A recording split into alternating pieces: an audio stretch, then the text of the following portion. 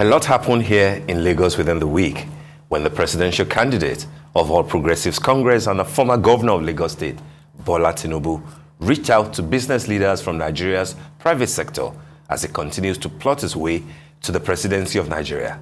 What were the high points of his presentation?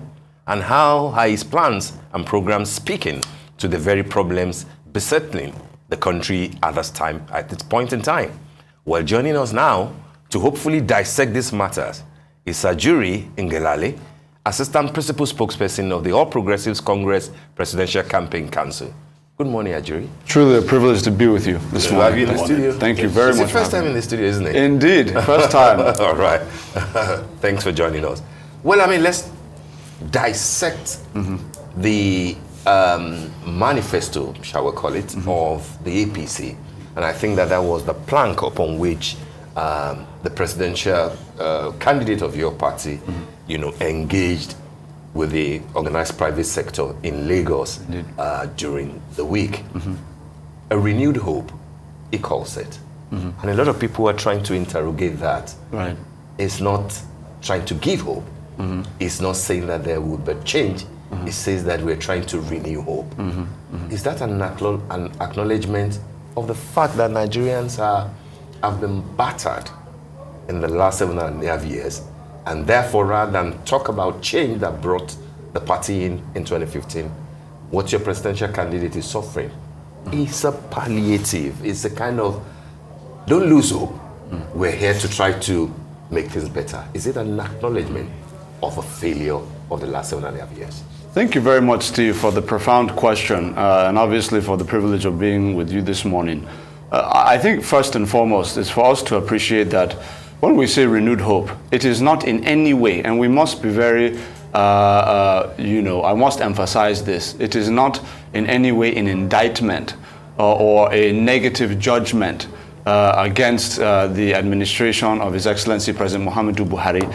Rather, it is a very pragmatic acknowledgement that we have gone through 2 major economic recessions, and most recently, a once-in-a-century global pandemic. These are realities.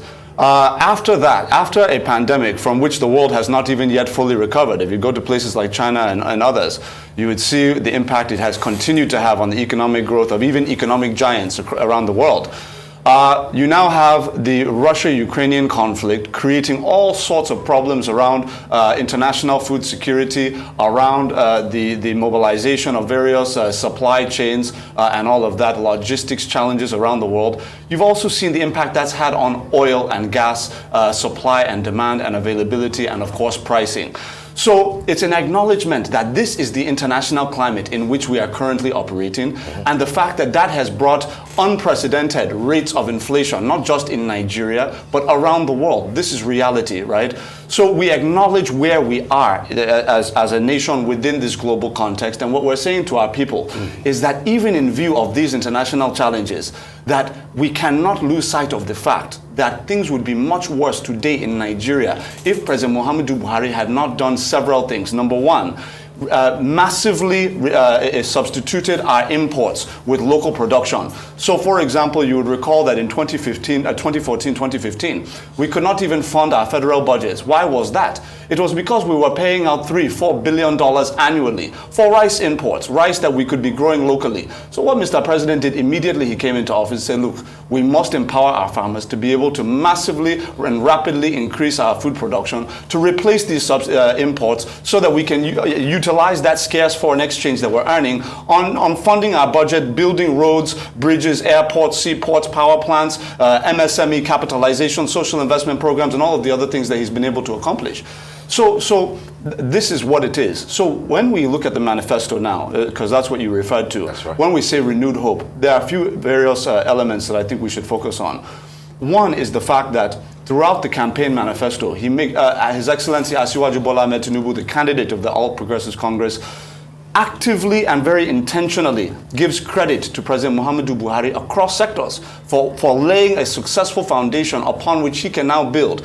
we recognize that you're talking of 4 or 5 decades of maladministration, of infrastructural deficit and neglect, that President Muhammadu Buhari has worked so hard in a very limited time, a very limited amount of time, 7.5 years, with very limited resources, 2 economic recessions, 1 pandemic, and almost consistently low oil prices until just very recently. In fact, during the pandemic, you remember, it went down to as low as $10 per barrel. So in spite of all of that, what do we have? Just here in the Southwest, Lagos Shagamu Ibadan Expressway, the Lagos Abeokuta Ibadan rail line, the Apapa Oworonshoki Tollgate Road, the Apapa Wharf. I mean, there's just so many various projects that have been done, not just in the Southwest, but across the country. You go to the South, go and look at the 200 billion naira Boni Bodo Road, which is going to link the mainland of this country to our gas production headquarters on Bonny Island for the first time in history. That's going to be done over the course of the next one year.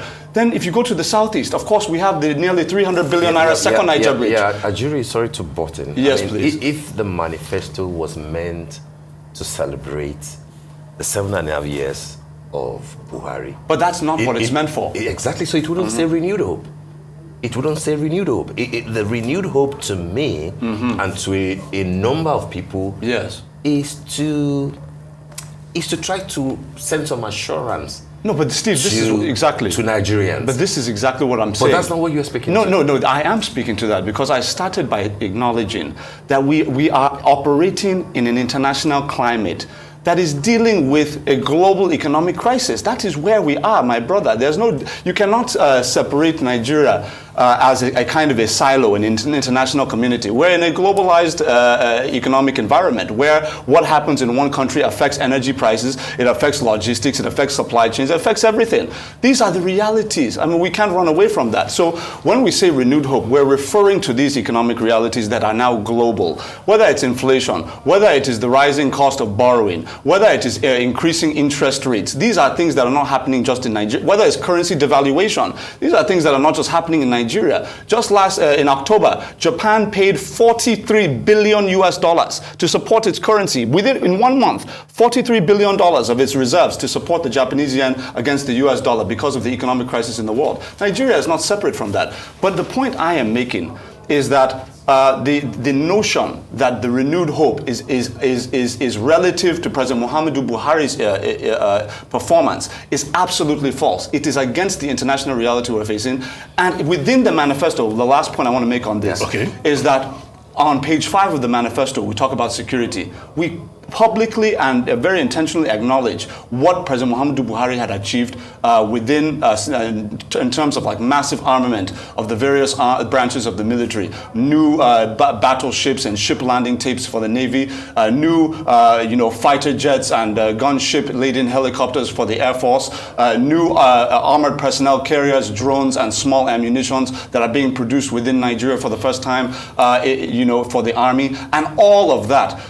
Same thing in agriculture. We made sure we gave credit to President Muhammadu Buhari for laying the foundation with the Enka Barrows program, over 1 trillion naira to 3 million farmers across the country, which has allowed us to massively substitute our imports. So the point is we're building on a good foundation. Now the question is, what is His Excellency Asiwaju Bola Ahmed Tinubu now bringing to the table in terms of interventions, modifications to existing reforms, to accelerate them and to optimize them for the future of the nation's economy? And that is what I'm here to discuss. All right, probably let me backpedal a little bit. Sure. Dele Momodu says rather than renewed hope, it's a forlorn hope, being that this particular manifesto was just rehashed.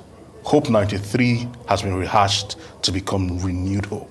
And if they decided to do that, it's almost insulting the intelligence of Nigerians and almost saying that the APC do not even understand and not trying to come to terms with the peculiarities that Nigerians face in terms of the myriad of problems that we see today, to be able to help us probably navigate into the future when you're using a document of well over 20 years in 2023. We know the APC have denied this, but Dele Momodu is still insistent that this document that has been presented has been plagiarized. Thank you very much. You know, this comes back to some of the challenges we have in our public discourse, where anybody can wake up from sleep and say anything and we treat it as serious news. We should treat as serious things that have basis in fact. So, for example, if somebody wakes up one morning and says the president has 1,000 wives around the world, do we now say that the president has 1,000 wives and I should now sit down with you and be debating with you whether or not it is true or false? That's not how things are done. Look, Dele Momodu has a position with the opposition campaign. He's the director, if I'm not mistaken, of strategic communications. It is his responsibility to say whatever he thinks is in the interest of his candidate. Hopefully, he anchors his arguments on fact rather than innuendo and speculation. But he's saying that he's based on facts. But what is the fact around plagiarism? Had they even attempted to show you a document that says this is where they copied from? Of course not, because they know they don't have such, because it's an original document. So all he can do is make a claim, hoping that professionals like you will continue to echo it and repeat it on air so that it will seem true. What I am saying is this. First of all, that's false. So let's just put that to bed. Now, to the point that he's making about Hope 93, I think some people will prey on what they perceive to be low intelligence of voters in this country, which is absolutely wrong. Nigerians are brilliant people, and they're discerning people.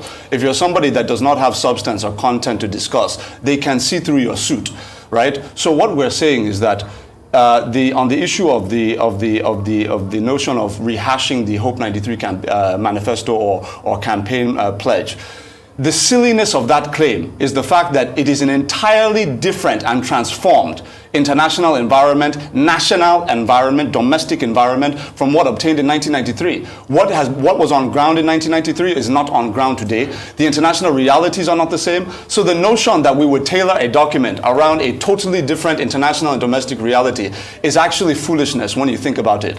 What we're saying is very clearly is that when you do not, and I've said this before on a different network, which I will not name, out of respect for your network, I said one of the things that you see consistently from spokespersons of the People's Democratic Party, and there's a reason for it, is that they spend an overwhelming amount of their time, right, trying to, kind of foment innuendos, insinuations, things that you cannot quite pin down. They're quite abstract. And they will make these statements because they want to distract Nigerians from the fact that they had double the time and double the money to do something for the country. And they cannot tell you how many 100-kilometer federal roads that they started construction and completed construction on. They cannot tell you how many high-speed rail lines that they started construction and completed construction on. We're talking 16 years, almost a generation. They cannot tell you even the old colonial era rail lines that we're talking about, that were there since the 60s, 50s, 60s. They cannot tell you which ones they started rehabilitation on and completed rehabilitation on. All that money and all that time. They cannot tell you social investment programs. They cannot tell you MSME capitalization on a large scale. They cannot tell you how they empowered millions of farmers. My point, my brother, is that they literally, I've asked any PDP member in the country, high or low, or anybody who sympathizes with PDP, it's a very simple question. Can you just name these things? And what they will say to you, they will say, APC has failed. They will use punch words, these punch words that they enjoy so much: poverty, insecurity, failure. When you ask them point blank, okay, describe to me that failure. I want to know exactly what you mean when you say failure relative to your performance, because we are not running elections. Well, some will say that the dollar, for example, where you look at the dollar in 2015. I'm happy to get into that. Happy to get into that. But let me just make this last point. If we're not running against Jesus Christ or the Prophet Muhammad, we're not running against the moon. We're running against Alhaji Atiku Abubakar and the People's Democratic Party. That's who we're running against.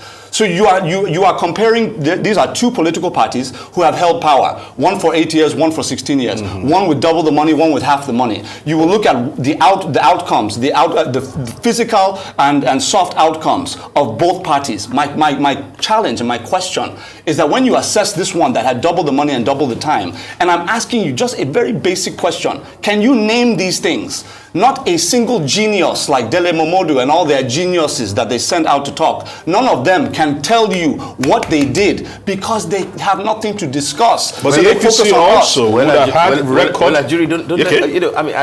They will always defend themselves. Yes. No, 16 years of PDP. Yes. Different people will look at it from different. But we're talking hard infrastructure. I'm talking about things that you can touch and verify. My point is, you cannot make up what you didn't do, and that's the point. That's fine. Now, we can tell you what we did. Let's focus on what your presidential candidate will do. Absolutely. And in specific time, I want to go into an important issue that came up at the meeting with the organized private sector. Revenue generation, which has been the major problem of the Buhari administration, which is the whole point of why he has kept on borrowing. I know that you have spoken a whole lot about the fact that is the dollarization of what was borrowed, that is the issue, but not the fact that cumulatively about $40 billion in 7.5 years has been borrowed. So 2 questions in one. How will your candidate, if he becomes the president, tackle the issue of revenue generation? Fantastic. Will he have to borrow more, given the fact that we have done more than, whether you are comfortable with the dollar aspect of it, or other Nigerians who are saying that we are dealing with, 40-something trillion here. How will he deal with it? And then in specific term, as to what happened at the meeting with the business people, one of his key financial strategists, Mr. Wale Edun, who was the commissioner for finance in Lagos in those days, took to the podium and said that revenue generation would be a problem, but that they have a solution for it, which will be, as I put it, to boost taxes revenue, to boost it. And he tried to explain that they won't necessarily increase tax, but to boost it. My question to you, how does the Manifesto address that?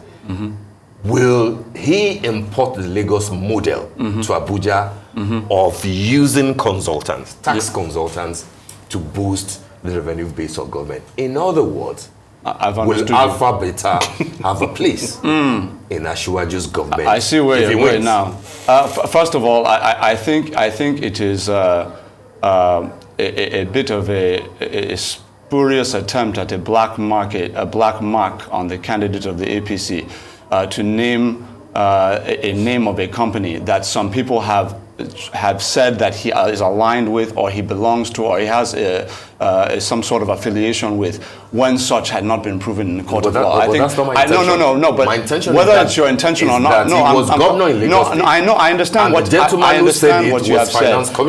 I understand what you're saying. What I am saying, but he did not talk about Alpha Beta individually. So I'm asking, how will he boost tax revenue? My dear brother, yes, I will answer you, but I just want to make clear, because it's my responsibility, that in the court of law, nothing of such has been proven, and we should be very careful about the allusions and innuendos that we, even unintentionally, maybe in your case, put into the public domain. Now, with that said, there are a few things. If you don't mind, I just want to address the currency question, because he raised it, and then I'll answer your question right after that. Very quick, and I'm going to answer you on tax, I assure you. The currency question is something that Nigerians have been asking me a lot about, and I'm happy to answer the question. Obviously, everybody is seeing the black market rate of the Naira collapse, right? We're all watching it happen and all of that. Now, the challenge we have with this question is that when you talk about the PDP years, right, they will say, you people have been in power for 7 years. Why are you talking about PDP, right? That's generally the response. The problem is that we operate in a public sector environment where obviously government is a continuum. What you get is what you will be working with, right? Which is why we're talking about Buhari into what can potentially be the Tinubu years. Now, we had an excess crude account that was opened in 2004. And it is still currently in existence. From 2004, and most Nigerians don't know this, which is why I'm taking the time to explain it very quickly. From 2004 to 2015, my dear brother, please do the investigation. All of our viewers, do the investigation. From 2004 to 2015, 107 billion US dollars. I say 107 billion US dollars inflowed into the excess crude account. By the time Mr. President took office, President Muhammadu Buhari took office in 2015, there was $2 billion in that account, meaning that 105 billion out of 107 billion was spent on what we don't know. Nobody can tell you this is what we did with it. That's in the public domain. Yes, now, because of that, these are the reserves you use to bolster your currency. Yes. You have a foreign reserve that was at almost $50-60 billion when Obasanjo left office. He built that reserve. When we inherited, what we inherited was 28 billion, something that is barely enough for 6 months of emergency action on the economy if there's an international crisis, right? What Obasanjo built, by the way, is part of the PDP success that No, I acknowledge that, but I also acknowledge that a PDP president came and spent all of it, so that's still PDP. That's fine. Yeah. Now, with that said, excess crude account exhausted, foreign reserves exhausted, right? Now you come into office, there's international shock. Right now, I just mentioned to you that Japan had paid $43 billion. I did not say in a year. $43 billion in the month of October to protect the Japanese yen value against the US dollar. Yeah. We have right now in our reserves, how much do we even have? We're working hard to have $40 billion in our entire foreign reserve. Yeah. Right now, because there has not been consistently high international oil price over the Buhari years, the excess crude account has not grown. I just want to say, Saudi Aramco, those in Norway, yes, in the last 1 year or so have actually surpassed record profits. More than ever before, the Ukraine-Russia crisis has meant that oil prices have been at the premium, and several people have been celebrating that this is too good to be true. No, I hear what but here in Nigeria, more than ever before, we are still talking about 90% of our oil revenue. When we're supposed to be celebrating, we're actually the only oil-producing country that has not benefited from the. We cannot even meet our quota.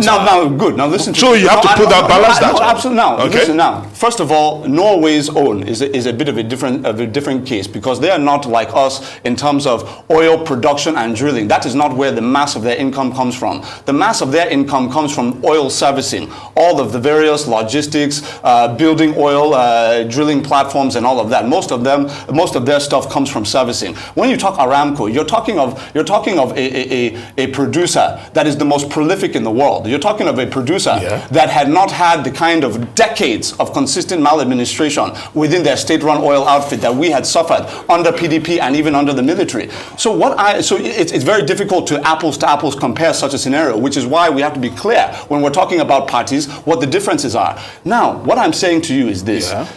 Just to land the point, there's no magic to currency value maintenance, right? There's no magic to it.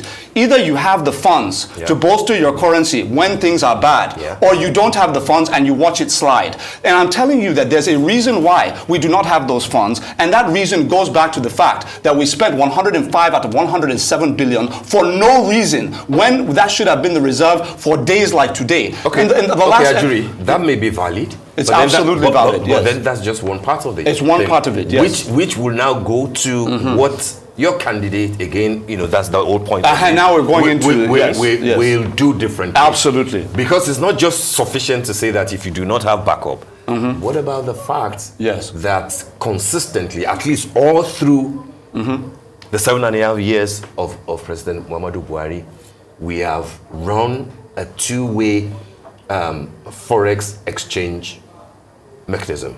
No, it comes back. It's coming. See, it comes back to the same. See, this is what we're saying. Will float the naira if he becomes the president?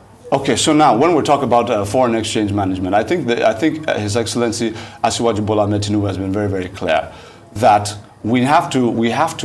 How are we going to add value to the naira? Mainly, what we're going to do are a few things. We have to make very concrete investments in building a proper national consumer credit system. That's going to be very, very fundamental to this whole thing. Why do I say so? Ajuri, I asked a direct question. I'm answering you now. Let me land my. You have not allowed me to land my answer. All right, that's fine.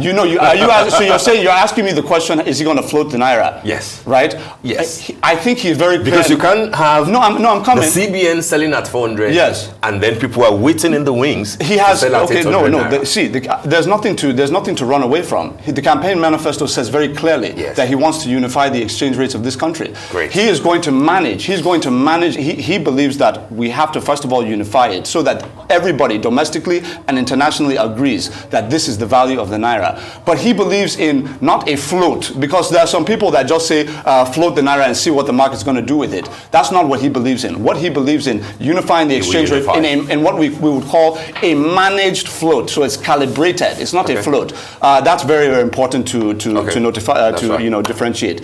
Now, in building a consumer credit system, it's going to have an impact on all spheres of the economy. Number one, right now we know that a major motivator of corruption in this country has to do with the fact that we ask Nigerians to go above and beyond their legitimate salaries in order to afford the things that they need, whether it's a house, whether it's a car, whether it's expensive domestic appliances such as refrigerators and all of that.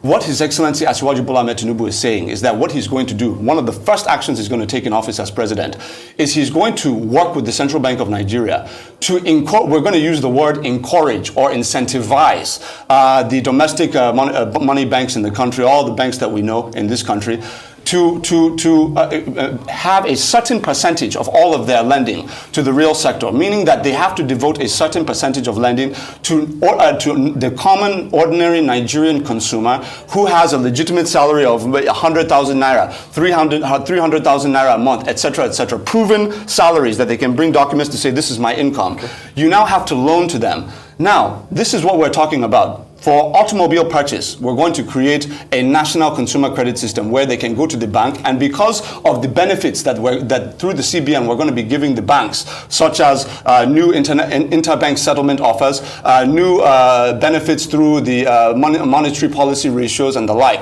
we're going to be offering them incentives to say, look, we'll do this for you, but you're going to ensure that you free up capital for the ordinary Nigerian consumer to use to better his or her own life. So that's on the one hand. On the second hand, housing is a big one.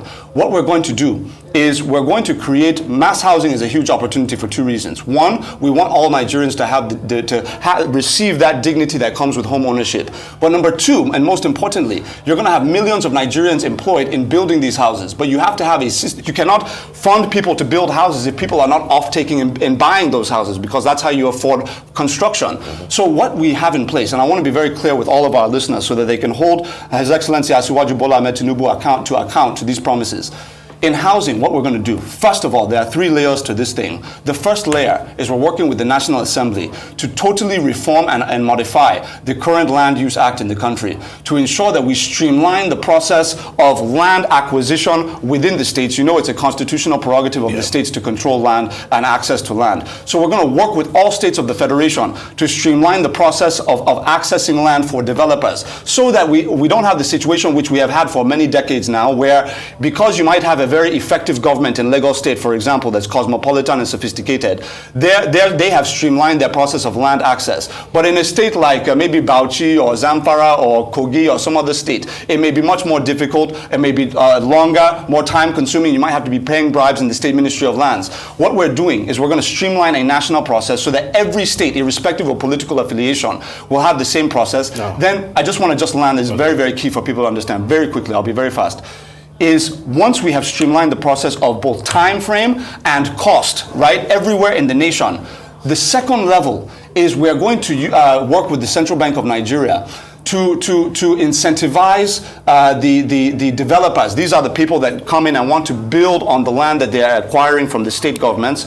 We're going to give them an incentive to devote as much of their development as possible to social housing, so that in exchange for them devoting their construction, their developments to social housing, that is housing for poor Nigerians and middle income Nigerians, that we're going to give them tax incentive, tax rebates, tax credits and the like to incentivize that. Then finally, this is the last part. The third level is we're now going to ensure that the Central Bank of Nigeria incentivizes the banks through what I mentioned, the monetary policy ratios, interbank settlement offers and all of that. They're going to incentivize the banks to now offer the lending for those home mortgages on those social houses, so that the average Nigerian who's earning 100,000 naira a month or 500,000 naira a month can go to the bank and say, this is my income, this is my employment letter and all of those details, right? And then he can, based on his legitimate income, they will now agree on his monthly payment for that house. It's historic. It needs to return quickly to the tax issue. Oh, absolutely. Thank you very much. Is that what you want me to do now? Yes, please. Okay, absolutely. Absolutely. So His Excellency has been very clear that his goal is not to raise taxes at a time when we have a fragile economic environment internationally and domestically, right? So what we're going to do is we're going to consolidate on what His Excellency President Muhammadu Buhari has done in tax administration. What have we done? We had a situation, and most Nigerians don't even know this, from 1960 to 2015, we only had 13 million taxpayers in this country. That's 13 million taxpayers in 55 years. Yeah. Today, we have over 35 million taxpayers in Nigeria. We've almost tripled it in 7 years. Most people don't even give us credit for that. And that is why, and people ask the question, well, how is it that in spite of all the challenges, economic recessions, pandemic, FIRS, year after year, they're reporting historic revenue generation targets. We did 5.3 trillion, I believe, in 2021. We're doing 6 trillion in 2022, and we're going to continue to go up because of this, expanding the tax net through automation. So what we're going to do is we're going to not only widen it, but we're also going to, and this is where agriculture comes into this. Right now, only 35% of all arable land in Nigeria today is under cultivation. Just consider that. That means 65%, 2/3 of all arable lands in this country are not even being touched or cultivated, despite the fact that they're ready for it. So what His Excellency is promising is that in the first term of his administration, the first 4 years, that means by 2027, by the grace of God, he's promising that he's going to raise the rate of the amount of arable land in this country under cultivation from the current 35% to 65%, so that we can mobilize rural youth to take up all of this uncultivated arable land to enhance not only wealth creation, but food production, and expand their involvement in the formal economy with bank accounts, paying of taxes, and all of these things. So this is all part of the plan when we talk about expanding the tax net. And then... So will consultants be used for the why would that even be necessary right now? See, because there's a precedent. That's why you asked. There is a precedent. See, what you do in a state, the state situation is not the federal situation, right? The state governments operate differently from the federal government in how they approach policy. What I'm saying is that when you're dealing with federal tax, the mechanisms by which you collect federal tax are not going to be the same as the unique and peculiar circumstances facing each state and each state government. So that doesn't mean that because it was done in Lagos, it has to be done exactly the same in the federal. And the last point on that is, given the success of turning Lagos State from a poor state into one of the wealthiest economies on the continent, not in the country, on the continent, through the tax administration policy that he brought in place, even if he did do that, which he has not said he would do that, has it not been effective? So these are some of the issues.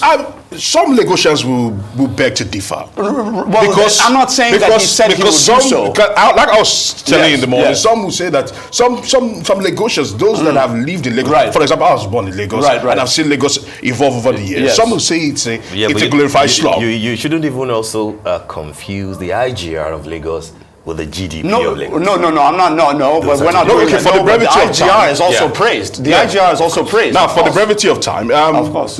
I wanted to talk about security, but since we are on this issue, let's just talk about subsidy. He says he will end subsidy. Absolutely. And he will go on to implement the Petroleum Industry Act. Absolutely. I look at that and it's already being implemented. Go ahead. They say that's what he's saying. Yeah, he's saying I'm just quoting what he's saying. Deepening in the implementation. I'm just quoting what he's saying. Yes. So you look at it. Yes. We know that the Buhari administration, at some point, President Muhammadu Buhari was quoted saying that subsidy is a scam.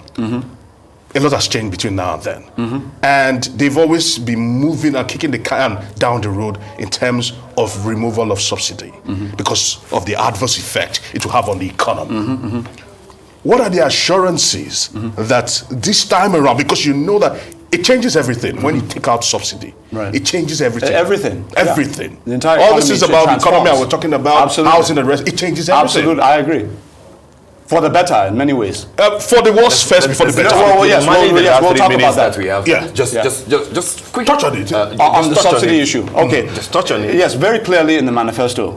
When you asked the question earlier, how are you going to generate revenue? One of them is that when you say Nigeria has not benefited from oil boom, we all know that subsidy is the major culprit of why we're not benefiting. In terms, aside from crude oil theft, obviously, which we're tackling head on. But that's a major one. Now, you're talking of several billions of dollars that are going to be unlocked as a result of subsidy removal. Now, the question has always been, how are you going to remediate or mitigate the effect on the average Nigerian, which is a major concern, and which is why President Muhammadu Buhari has not been in a rush to remove it in the first place, given the current situation in the world. He has basically shifted responsibility to yes, he has. to the To incoming. the next person. The major, I don't want to divert, but the major reason why is obviously he recognizes that what has happened internationally now has made it even more devastating to do it at this moment than it would have been under a more peaceful, ordinary time. I think everybody in Nigeria recognizes that if fuel goes to 500 naira per liter today, there will be a major problem in the country. Everybody recognizes that. So what His Excellency Asiwaju Bola Ahmed Tinubu is saying is that, first of all, the timing is going to be responsible. That's number one. Number two, what we are going to do. The timing of the actual removal. It won't be June next year? No, I don't know. I don't know that it's going to be June. Supposing we find ourselves in a force majeure like the Ukraine-Russia war, what will we do? What we should not do is we should not speculate what has not been spoken yet. So I don't want to say June or August, but he said he's committed to doing it, he will do it. Okay. Now, the issue now is two things. One, how do we mitigate the effect? Yeah. A major one is saying, look, we know that predominantly it's the middle income and the poor Nigerians that are going to face this thing the hardest. The elites can take care of themselves when the fuel goes up. They can manage the situation. They can absorb it, and they might not like it, but they can absorb it. Now, what we're saying is for those who are relying on these incomes, right, very heavily, what we're saying is that we want to now, first of all, empower all of our massively increase public transport across all states of the Federation. Create specialized, real lanes for the movement. The way it's been done in Lagos, basically nationalize that. We need to create a transportation system that respects mass transit in a way that is coordinated and sophisticated and choreographed. Okay. Then, in addition to that, though we're considering how we can create potentially opportunities for those buses to now be running on CNG as against fuel, because we understand that it's going to be much cheaper to do so, and if we're fueling large transit systems with cheaper energy, then it's going to make sense for everybody and allow the wealthier people to absorb what they need to absorb. All right, we really have to run, but you promise me and that money is being reinvested in housing, agriculture, power, and all the other things we've talked about. Are you able to make a response in 10 seconds? I'll try my best. Why is a bag of rice selling at 50,000? Oh my gosh, fantastic question. So now, this is another area where it's in the manifesto. We need commodity boards. The reason why is simple. We have given incentives to producers who are producing rice in this country, benefiting from Inca borrows and all of that. But guess what's happening? They're producing it on government incentive. Right, now they're taking it over the border and selling it at higher rates, creating a scarcity, which increases the production. I think what we'll say is, I really wish I could just answer this. I think what we'll say is, let's keep this conversation. Nigeria need to know. Because we're establishing a commodity board that is going to be able to 10 seconds. Stabilize the pricing of rice by establishing a minimum. Next year. Why couldn't the man who thought that rice was important establish that? No, but that's what we're building now. But it requires collaboration with the states. It takes time. Okay. States have to key in. It takes time. I want to say thank you very much. Thank you very much for your time here. Thank you very much. Thank you. We wish you APC and your presidential candidate all the best.